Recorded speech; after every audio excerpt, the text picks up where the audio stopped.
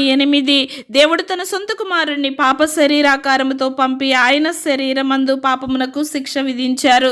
మనము చేసిన పాపములకు తండ్రి తన కుమారునికి శిక్ష విధించారు. ఆ యొక్క శిక్ష ఎంత కఠినముగా ఉందంటే దున్నువారు ఆయన వీపుని దున్నిరి అని 129వ కీర్తనలో ఉంటుంది.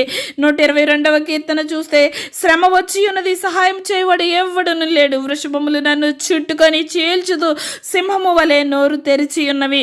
ఒక మనిషిని కుక్కలు ఎలా పీకుతుంటాయో అలా ఆయన చుట్టుకొని మనుషులు పీకు తిన్నారని, ఆయన శరీరం అంతా రక్తసిక్తముగా చేయబడుతూ వచ్చింది అని ఆ లేఖనము తెలియజేస్తూ ఉంది. విచక్షణ రహితంగా యేసు ప్రభువాన్ని కొట్టారు. ఒక భక్తుడు సెలవిస్తూ ఉన్నాడు, ఆయన మాంసము యెరూషలేము వీధులలో పడుతూ వచ్చింది అని. ప్రియనేస్తమా, దేవుడు నీ కొరకు ప్రాణము పెట్టాడు. దేవుడిని తెలుసుకో, ఆయనకు మాత్రమే నిన్ను రక్షించగలిగిన విమోచకుడు. ఆమేన్.